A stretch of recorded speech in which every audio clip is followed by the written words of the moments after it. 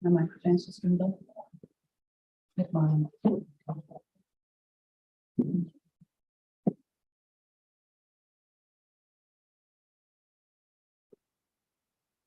Good afternoon and welcome to everyone to this very first meeting of the newly established Scrutiny Management Board, and also a very special welcome back to Councillor Graham Jones.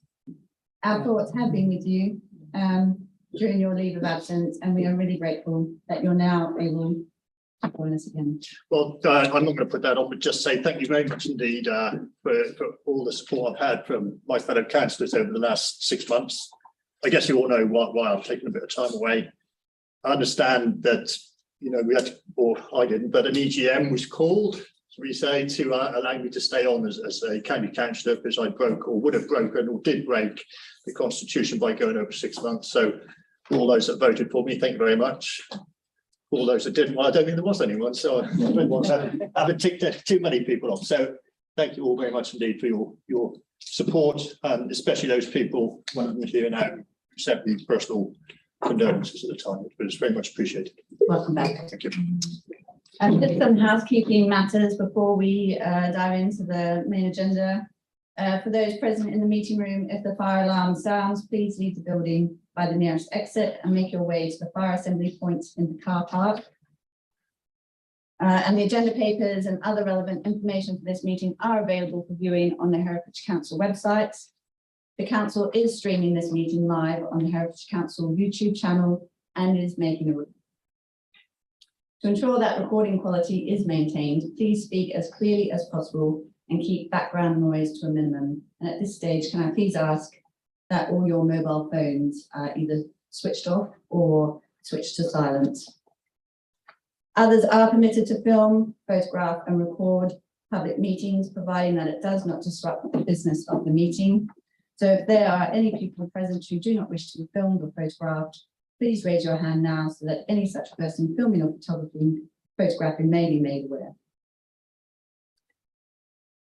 In terms of the committee, only committee members present in the meeting room may vote, because we do have a number of virtual attendees. For those in attendance as virtual participants, can I request that they use the raise hand function within the system if they wish to contribute. So with those administrative matters out of the way, I think we can move to the agenda. Apologies for absence. I understand we have a number of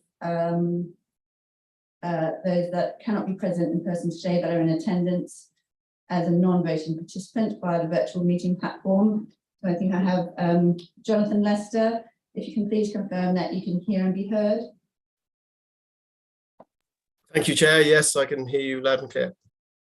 Fabulous. And we have Councillor William Wilding.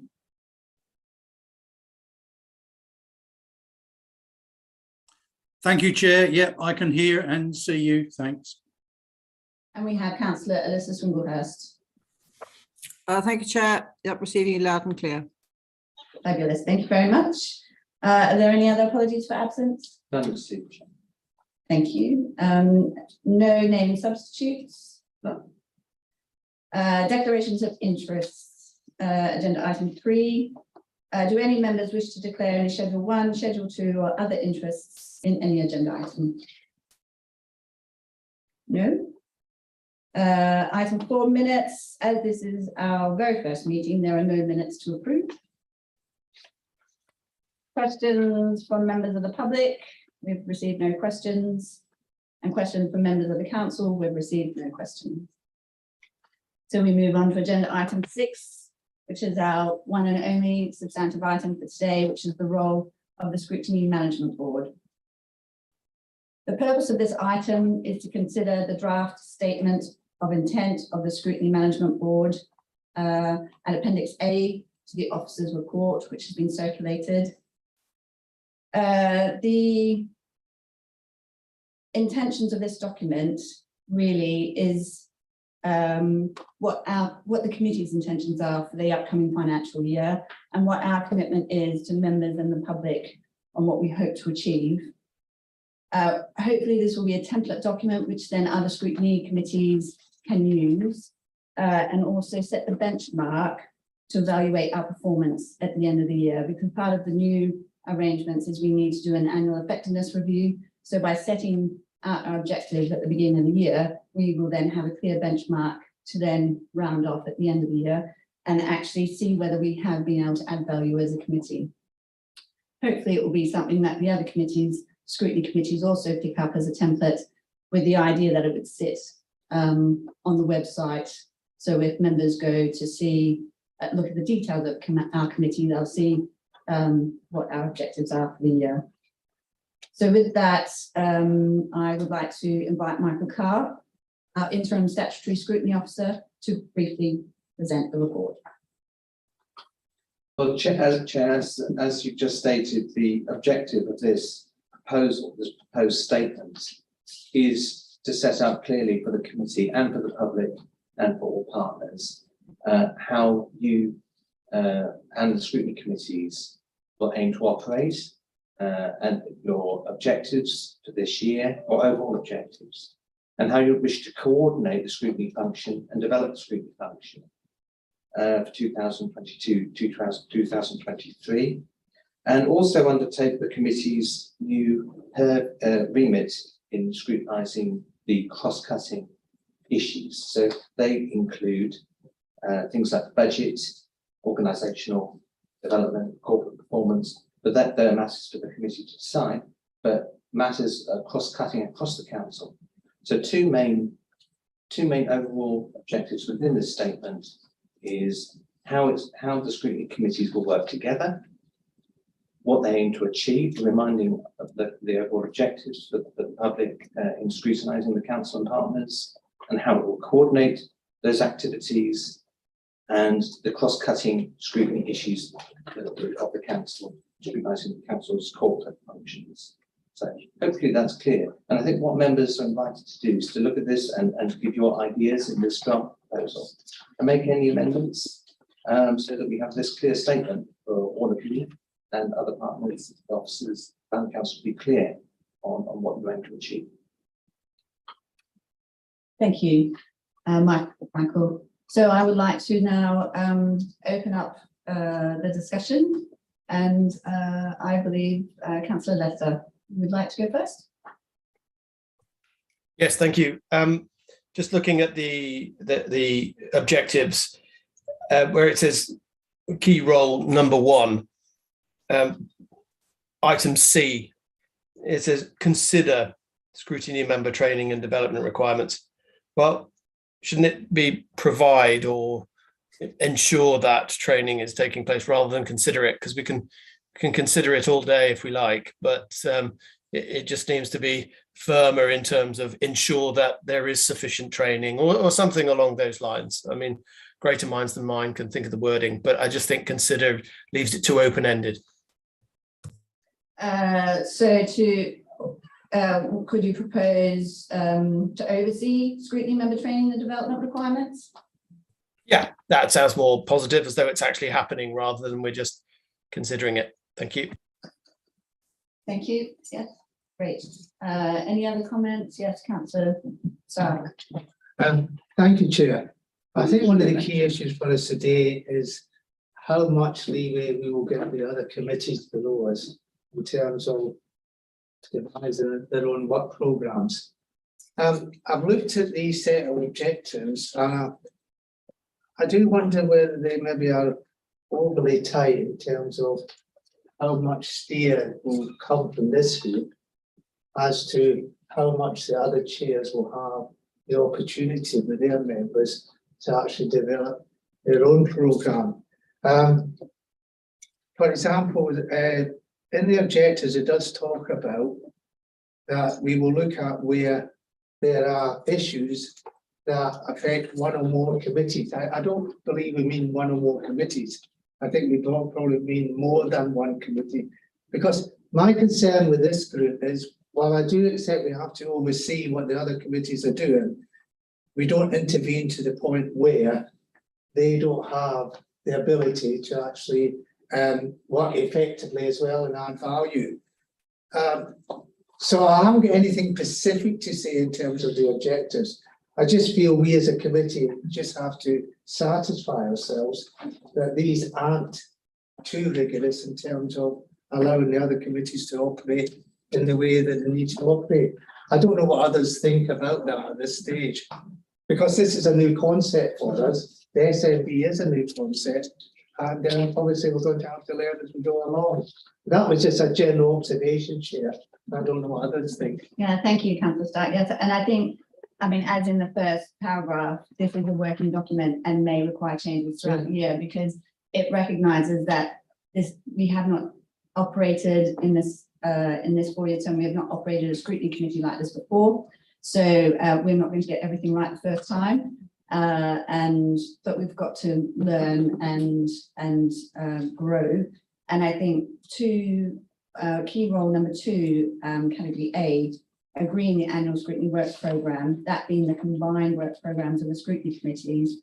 I think every scrutiny committee, the intention, my understanding, is that they will develop their own work programmes, but then they would all come in to our group, which in addition to our work programme in terms of what we're going to scrutinise, we put it all together, and then that's where we see, are there duplications, are there areas where perhaps we could be adding value by doing things in a slightly better way. So I don't see it as our role to Yeah, and I know the chairs of each committee are on this board as well, so that does help. But we'll be interested to know when we come to a debate where a particular committee does want a particular item to go forward, and at SMB we decide it shouldn't. But then perhaps that's one that's to be tested in the future. Good, yes. But that was one of the issues I was thinking through my mind when I was reading this. And I think we have a few members that may wish to comment on that as well. I think we have Alyssa Swinglehurst, Councillor Swinglehurst. Yeah, thank you, Chair. I will take up, just pick up on the very valid points that Councillor Stark was making, but I think you're right as well, the response about then it will be changing over time. I think that should be the expectation at this point, because otherwise I think I would have issues with, if we're trying to set something at this point, we need to add value and not complication, I think, broadly as a principle. And the other thing is that my experience as chair of adults particularly, and that might be because it's very partnered up, as it were, that is very dynamic, the work programme, and therefore it would be very hard to set a year's work programme and have any expectation that it's going to actually look like that at the other end of the year. Yes, yeah, good comments. Thank you, Councillor Swinglehurst. Councillor Watson. Thank you, Chair. Yes, I can understand because it is our first meeting. I think for me, it's about that collaborative approach. I think it's about recognising that the chairs of the 5 scrutiny committees are here, and that the work programme that we're going to start looking at actually at the next meeting, which it will not be, which is outside of this first formal meeting, that these conversations can be held and how they will work together. So it will be a useful conversation after this meeting. And I think that the main thing is that the Scrutiny Management Board is that overview. It's also demonstrating that extra layer of democracy, really, to ensure that we have true oversight about our direction of travel, how it fits with the forward plan, and everything else that's going on. In the past, individual scrutiny committees have sat, and I think that it's a time for us to work together collaboratively and work forward. I did raise a point around a statement of intent. And I was wondering about a memorandum of understanding, but I think, a statement of intent has got more legal ramifications, and I'd welcome Alison Mccall to comment on, the difference between the statement of intent and a memorandum of understanding, please. Thank you, Councillor Watson. I'd like to introduce Alison Mccall. Sorry, Alice. For those that don't know Alice, she's our senior solicitor. So there's no legal differentiation, but a memorandum of understanding has a legal connotation which is not what this statement will fulfil, which would be an arrangement with external third parties. So I think to make sure that members of the public and your fellow councillors are clear on what you're seeking to achieve, we look for a different title than Memorandum of Understanding. I would suggest something along the lines of strategic scrutiny objectives, or even better, agreed strategic objectives. But I believe you'll probably discuss that in the meeting after this, and I'm happy to support on those further discussions. Well, would a proposal of, if we're thinking of this document being something that we can roll to the other scrutiny committees in some shape or form, if we just say committee objectives, and would that be a proposal that you're willing to accept? Yeah. So Watson? Yeah. Okay, so we propose that amendment. I think we have Councillor Norman.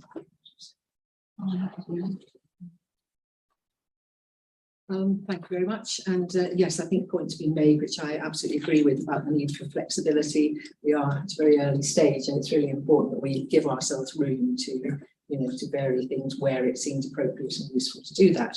I just also, so I won't say much more about that, agree with the points being made. I just really want to come back to the point made by Councillor Lester about training, and I agree with that to some extent. I think we really do need to emphasise, I think we've all appreciated over the last year or two that there has been a lack of training, or at least effective, appropriate training. So perhaps a rather stronger wording might be a good idea, or perhaps in some way to say, consider forms of training or appropriate training or something like that, but perhaps at some stage stress the need for it. I think that was the point that he was making, and I certainly agree there. It sort of could sound as if we're considering whether it's necessary or not, whereas in many instances it absolutely is, but it's where and how and all the rest of it. So, and just quick on the point about partnership working, I'm really pleased that's a very strong element in what we're trying to do, is for the scrutiny committees to work together, because there are overlapping issues, clearly, and just one small example would, well, not small, very important example actually, would be the closer working of adults and children, for example, where there's enormous overlap and shared, objectives and the need, and some, there's been difficulty in the past over bridging the gap, and so things like that, I'm sure there are many other examples, do really kind of emphasise the need and how important that partnership working is. So, thank you. I believe Councillor Summers. Yeah.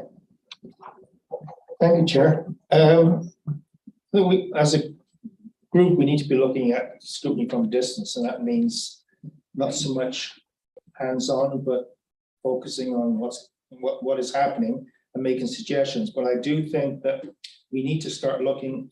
Central government's going to start to bring things together more and more. We've got all ages. We've got internet connecting in the NHS with mental health and regular well-being. So all of that stuff is changing, and that's going to be mandatory in the future.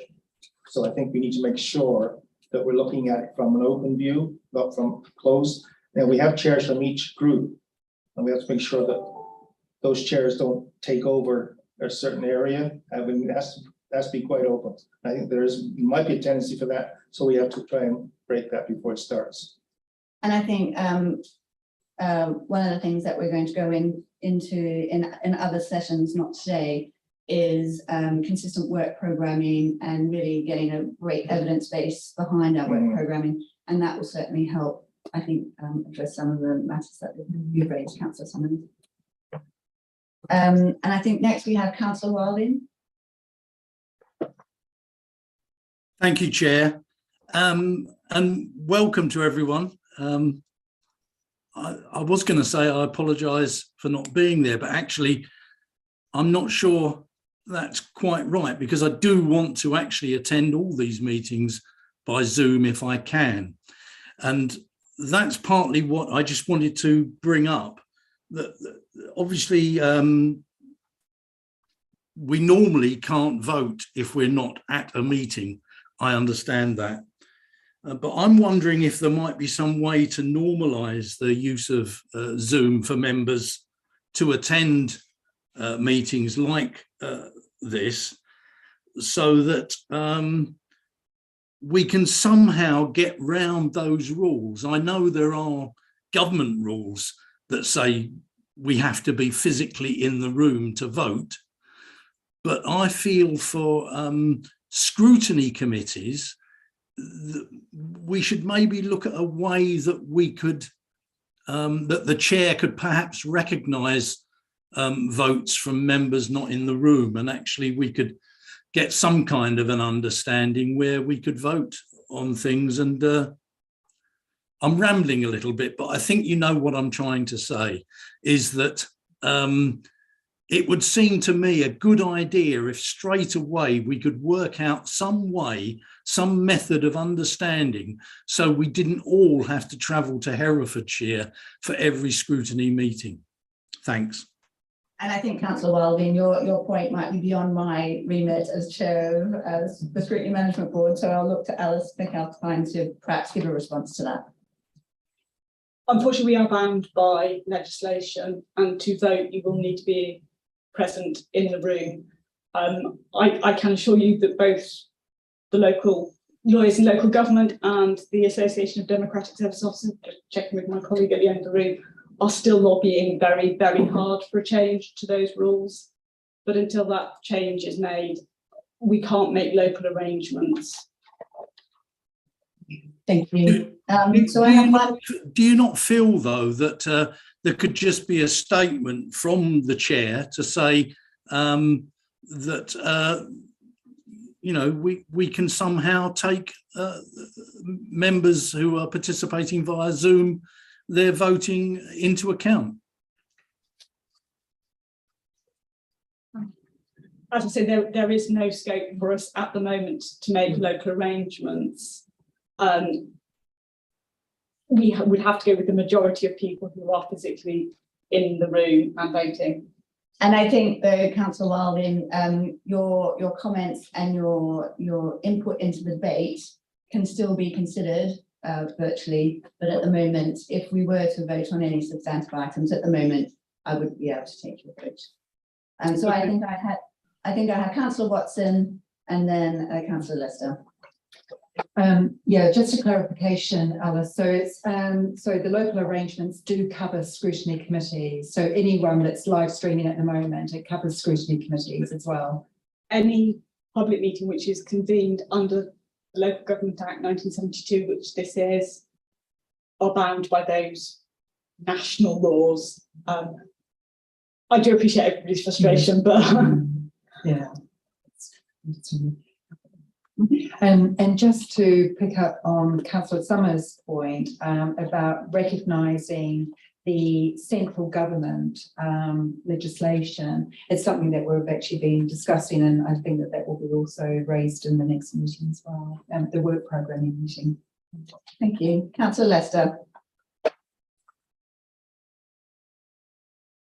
Yes, thank you, Chair. Just to really take a sense check on what Councillor Wilding has just said, it's that, you know, it's Cabinet and it's full council that make critical decisions. Scrutiny meetings make recommendations, and this is a meeting to gauge what those scrutiny committees are doing. I think it's down to Chair's discretion as to how the agreements are forged. And so if members aren't able to be in attendance, and it just so happens for today I couldn't, but you know, normally I'd try and make it. But the point is, it's down to, rather than get hung up on who can vote in what situation and whatever, I don't think we're going to get mass disagreement at these scrutiny board meetings anyway. And so it's the discretion of the chair as to how the chair ensures that we're all in agreement without getting too hung up on voting rights. I mean, there may be an instance where we fundamentally disagree with one another. You know, there's Councillor Wilding sat there and me sat here absolutely at loggerheads, and we'll never be. And if we're outside of that voting decision, then so be it. We should have been there. But the point is, I think we can't just have this blinkered view that, oh, just because Councillor Wilding isn't there, in the building, his views can't be incorporated into anything we're doing. And I think we've just got to have that, rather than get hung up on the legislation, just have that flexibility, because after all, this meeting is to try and get consensus as to how we move forward with the scrutiny process. Thank you, Councillor Lister. Okay, so far I've only had a couple of proposed amendments to the committee objectives, or what was initially stated, the statement of intent. Does any other members wish to make any comments? So I've got Councillor Howes and then Councillor Stark. Thank you, Chair. First of all, apologies for being late. Just more traffic than I should have been, I suppose, but there you go. Yeah, I first of all agree with Councillor Wilding.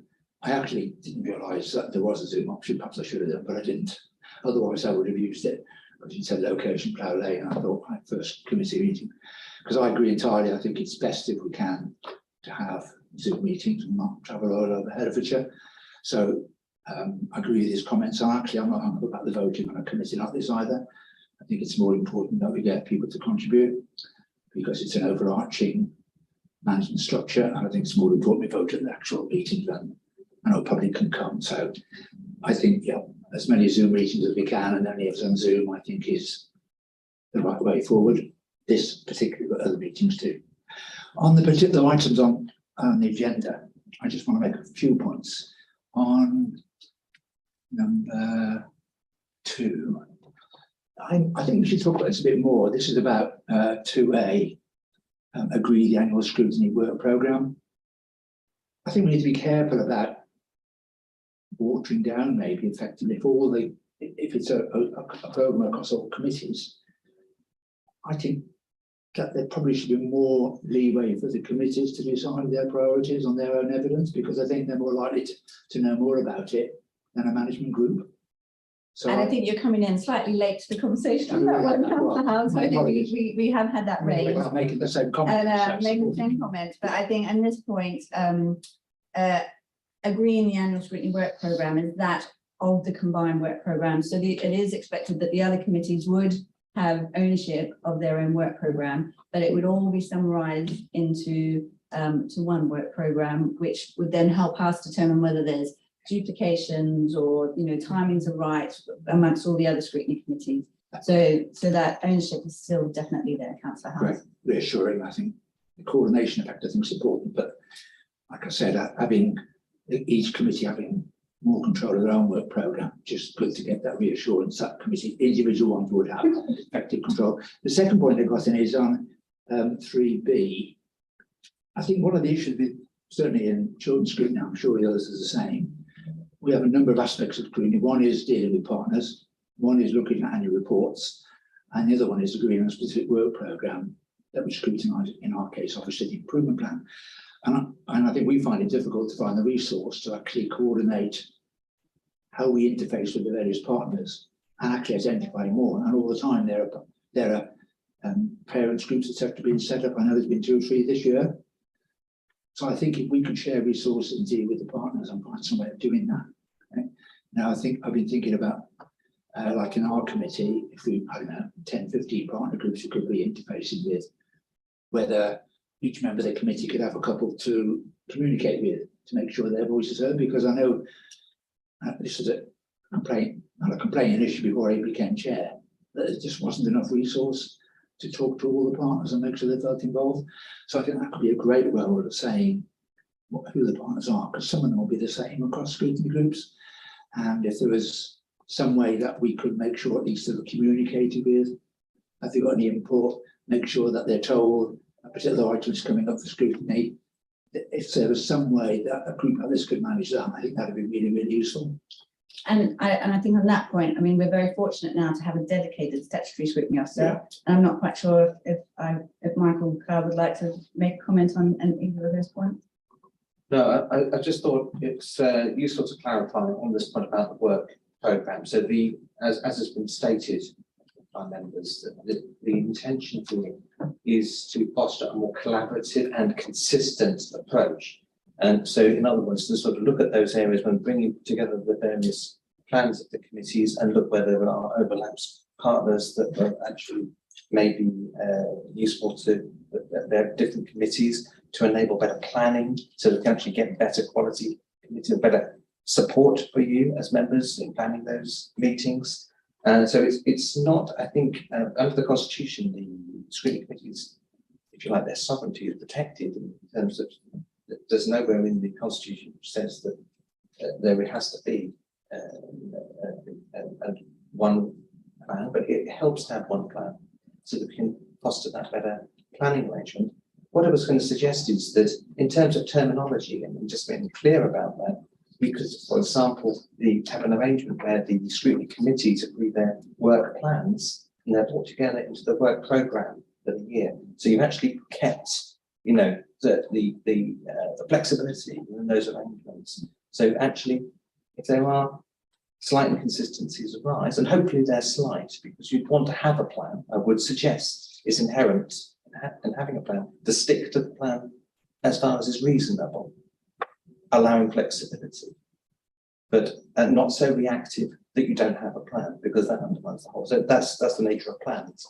But to bring it together, all of those plans together into one work programme, which will add to the transparency for officers, for the public, members, and help us plan those meetings. So that's the intention of this proposal.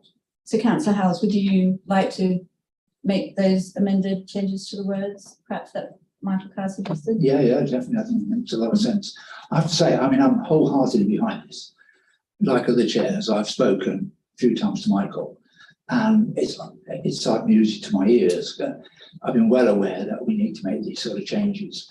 And in particular, for example, we've held workshops getting people in to give us information on subjects that most committees haven't had any training understanding of, and that's been really, really helpful. In the actual meetings, it's given clearly committee members a lot more confidence to ask searching questions. But the status of those workshops I've always been a bit unsure about in terms of public transparency, etc. And a couple of conversations with Michael said, yeah, great, we need to look at that, and it's something I've been concerned about. So I think there's great work in those sort of areas that we can do and make sure what we're doing is open and transparent, but enables us to do those sort of things so we can make sure scrutiny members are as fully briefed as possible. As you know, we're in a bit of a unique position that we're being helped with the LGA. And we did an assessment of where we felt we stood with scrutiny, which was actually quite damning about how effective we really were. And I'm sure if other scrutinies did the same, they did the same. So the fact this initiative, it's been a bit disruptive for our own committees, as you know. We've actually cancelled the last two for different reasons, which I'm a bit uncomfortable about, because it means we haven't had the public presence. But I think for the bigger picture, it's the right thing, and it's going to be very definite improvement. So I'm wholeheartedly behind it, and I can see the real benefits of it. So the third point I've got, I think another really great reason for having an overarching purpose and a scrutiny officer is on 4B, which is coordinated recommendations to the executive and prioritising them, because I could see that there could be some duplications there. But also, if a committee thinks it's really, really important that there's like their top 3 or 4 recommendations, and every committee says the same, then you're landing with 20 recommendations to executive. So to have a role where you can look at all the priorities and say, well, actually, we know it's a priority for yours, but actually, in terms of what the executive can do and decisions we can make and make an impact, actually in a great picture, it doesn't come quite as high. And I think that would be really helpful for committees to determine whether their recommendations really are ones that they should be asking the executive to look at, or if it fits in the bigger picture of scrutiny as a whole. So I think that's a really great role that this managing board could have. But apart from that, and despite the disruption, I think this is a great move and wholeheartedly support it. And my conversation with Michael today has been very, very constructive, and I've appreciated the ability to have those sort of conversations. I'll be getting it right, and do it together will be great. Great. Thank you, Councillor Howes. Thank you. So I think I have Councillor Stark and then Councillor Finland. Thank you, Chair. Yes, I'm quite happy with the oversight role that we are planning for ourselves. And if we can get that flexibility right, then I'll be happy with the overall objectives. There is one area that I think is missing from this, and that is resource. I think one of the things I've noticed from working on the General Scrutiny Committee is that we have the clerk, but democratic services needs to be resourced properly for scrutiny to work in this council. And I wonder whether there's a role for us as SMB to look at that and to make sure that the officer side is properly resourced to actually give us what we need in terms of the work of the scrutiny committees. Because this isn't going to lead to less work.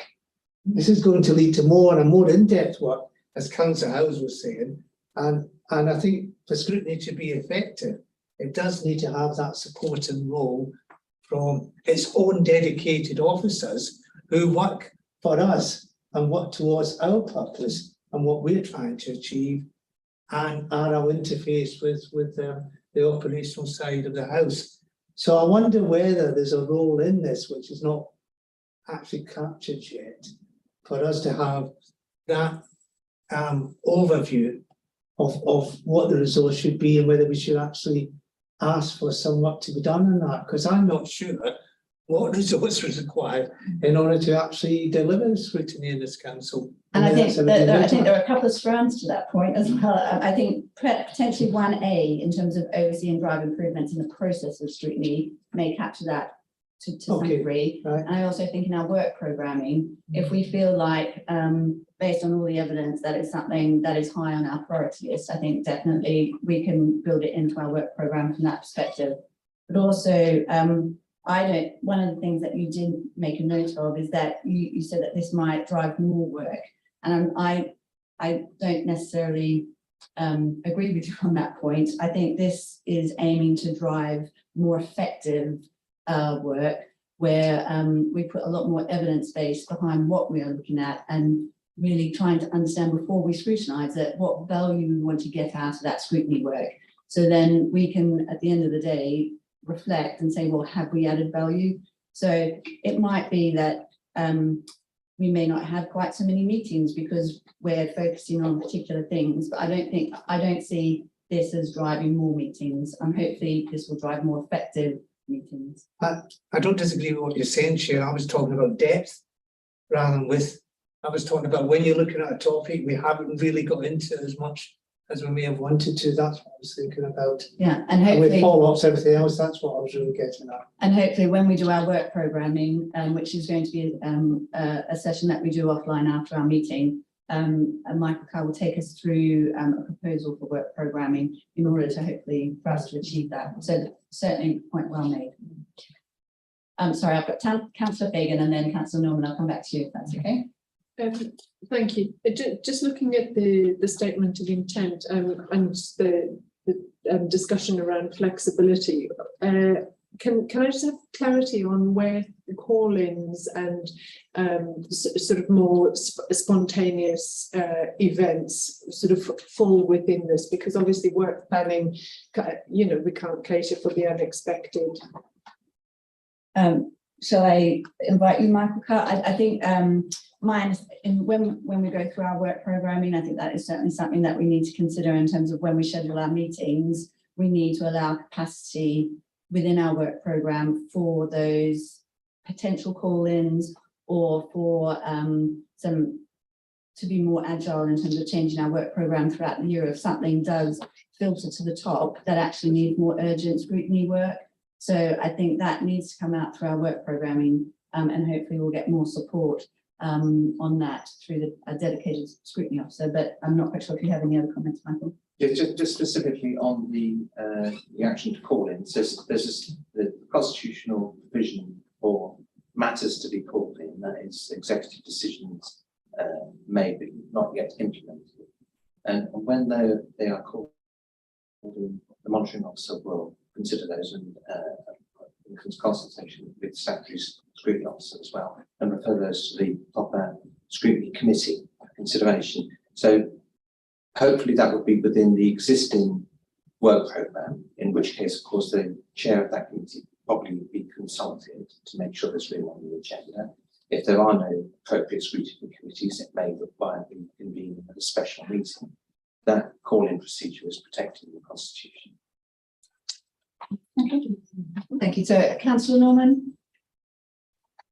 Thank you. I was just coming back really on the points made about resources, really. I'm just wondering whether we do actually, I mean, I absolutely agree, ideally we'll be more efficient, we won't be creating more work, but I think it wouldn't in fact, it would be positive to include perhaps in that list, including communications workload and so on, perhaps resources or officer time, or don't mind how we word it, but something in that line so that we really have got it there as something we need to be aware of. So a proposal where you oversee and drive improvements actually in the process of scrutiny at Herefordshire Council, including communication workloads and timing, resources, development of work. That would be fine for me. I Yeah, think yeah, with so- you as well. Just to make sure we don't lose Yeah, that's that right. particular point. I think that's important. And when we're actually looking at our performance, we can actually gauge whether we've actually achieved that as well. I think it's generally been a frustration frequently, and so let's try and avoid it if we can. Yes. And then I've got Councillor Watson, and then I'll go to you, Councillor House. Thank you. Yeah, thank you, Chair. Some of the points I've been sitting on have been raised about, and Michael said it really well, is that by being collaborative, we're hoping to be more efficient. And at the same time, you know, recognising what other scrutiny committees are looking at, you know, seeing their work programmes. I don't know if scrutiny committee chairs look at other scrutiny committee chairs' work programming. So this is going to be our opportunity. And I think the public, I think it's that there will be one document that the public can actually go to see, you know, so that they can actually have the overview. And for those who are listening, who might not be aware, is that we're all having mandatory training on scrutiny at the moment, you know, by the recognised authority. And I think that, you know, we're all really learning so much ourselves because we recognise, you know, that we want to improve our scrutiny in-house. Thank you, and Councillor House. Yeah, thank you. I'm really glad that Felicity suggested that amendment. I agree entirely with what Lily and Felicity say. It was my point as well, really, that we don't have adequate resources within committees to do a lot of the work. So it might mean this group effectively might end up doing more work, but only because it's doing the work that scrutiny can't currently do. I think that's the nuance around that point, because there are things we can't do.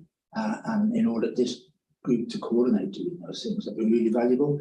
I was going to suggest an amendment to 1, but I think 4 is equally as good. I think we should have resources in there as something this group, and the wording, I think, to start to find resources to ensure scrutiny can be effective would be really great. So I totally endorse that change. Thanks. Great. I think we're having a really good debate. So I think if we can take just a couple more, and then we can, I think, draw a conclusion. Councillor Summers? I think there's just one thing we're missing here, and that's officers as they're in their positions of clerking. Just wondering if they should be meeting separately to discuss what's been going on at their various scrutiny minutes. If there's 1 or 2, usually 1 or 2 that are going to be and have different scrutiny, so they know, because we depend on those clerks and officers to make the arrangements if we're going to see somebody professional outside, you know, to discuss stuff. So they need to know what's going on, and so they should have some communication with themselves. So when they come to us, they've already talked to someone else, so they can give us that information at the time of the meeting. So I think there should be a more a meeting with clerks, perhaps. I don't know. And I think part of our work is driving consistency, and I think we have John Coleman, who's the Democratic Services Manager, so I'll refer to him to respond. Yeah, thank you for raising that point, Councillor Summers. We've taken on recently, as Councillor Bolton says, Michael as the Interim Statutory Scrutiny Officer. A really good step. Michael really knows his onions when it comes to scrutiny. Working with Michael, I've also allocated resources, dedicated resources to scrutiny. So there are 2 dedicated clerks to the 4 scrutiny committees, and Michael will be clerk to this committee. Taken on board the points that Councillor Stark and Councillor Howes, I think, made around resourcing. Just to provide a reassurance, the Chief Executive and Claire Porter, our monitoring officer, are fully behind the improvement planning that you as a committee and the other committees will be taking forward. So if there are additional resources that are required, I think we'd be knocking on quite an open door. Thank you. Great. So any further comments before we conclude? Councillors? Yes, and the other thing on resources, John, is skill sets. And looking at the skill sets that we might need for the support for the, because if we are going to get better at this, I think those skill sets need to be looked at as well and make sure that they are there and that the staff have the opportunity to have that training. I don't know if Michael will be able to feed into that from the experience elsewhere, but skill sets are just as important as numbers. So there's a couple of things that would be worth noting. Alice is looking at a skills matrix for all members. I'm sure that will include areas around scrutiny and exploring, you know, what skill sets we have within the councillor cohort. We've also, as Councillor Watson has said, made scrutiny mandatory training. We've used Centre for Governance and Scrutiny this time around. I know Mike has been learning and building up his own training programs for members. But it's very much within the remit of this committee and other committees to identify their own training needs as well. So all of those working in combination, I hope we'll be able to identify gaps and address them. And I think council staff as well, and this is part of probably 1B in terms of tracking of the implementation effectiveness of the Rethinking Governance Working Group recommendation. There are a number of things around skill sets, not only for members, but also for officers and officer training. So that is something that has been raised as a recommendation. And I believe there has been a number of officer training sessions already, but that's something that we can track through those recommendations as well. So one last comment, Councillor Summers. I just don't see the recommendation for officers in here. So I prefer to see it in there so we know that, and officers know, the clerks know that they are perfectly entitled to say something or, you know, and be involved. So I don't see anything here that says that officers should be working as a group with Michael. I don't know. I think it should be in this so it's legit, it's done properly. I don't know. As a member committee though, do we have oversight over officer training? These are effectively your terms of reference. Yeah, okay. So you can hold us to account, but you can't include us really in your terms of reference. And I think Councillor Summers, this is a working document. So if you feel that once we start tracking through the Rethinking Governance recommendations, if at that time you feel like we're not adequately addressing it, I think we can certainly come back and revisit it. I just want to make the best of what we have now in the past. I've done a few now that without the clerks and the officers, we'd be lost, and they bring a lot to the table. And we need to make sure that they keep bringing that to the table. I don't think they're overstepping something. I think they need, and there's a tendency sometimes, and I'm not saying it's all the time, to treat them like secretaries, and that's not what they are. They are professionals. They have the list of who they can contact, and they can have some pretty high power in contact. So we need to make sure that they have that power, if you want to call it. I know. Okay. Thank you. Definitely. Thank you for your point. So on that note, do I have any further hands before we move on this point? Oh, Louis. Oh, Louis. Councillor Stark. It's avoid people having a shock when they press on Councillor Louise Stark and get my ugly mug back. If we just correct that, please, otherwise you're going to confuse a lot of my residents. So, and then on that note then, I would just like to perhaps go back to Michael. I think I noted three or four proposed amendments. If you could just take us through those amendments quickly and then we can go to the votes. Yes, in terms of the specific amendments to the officer recommendation for resolution, I have that the statement of intent of the Scrutiny Management Board at Appendix A to the report be agreed subject to the following amendments. Title to be committee objectives instead of statement of intent. Amendment of key role 1A, insertion of resources after timing.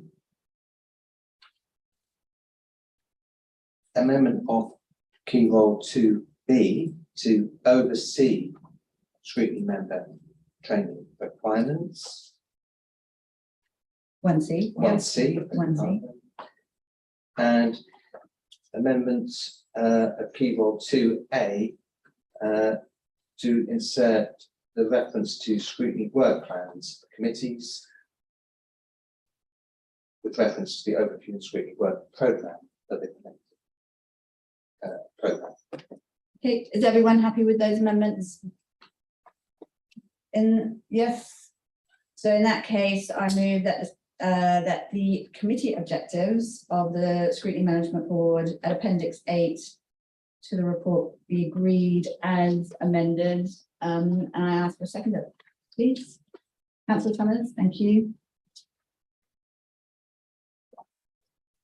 So that concludes our meeting. So I'd like to thank everyone for their contributions today. And before I close this meeting, can I check with Democratic Services team that the live stream has been switched off and we are no longer broadcasting live or recording? Sorry, Councillor Bolton, I think we just could do with a show of hands. Yes, Show of hands. Resolution. Sorry, can we show of hands? Yes. Yes. Oh, unanimous. Thank you very much. I was too quick to finish the meeting. So in that case, then can we have the live stream switched off?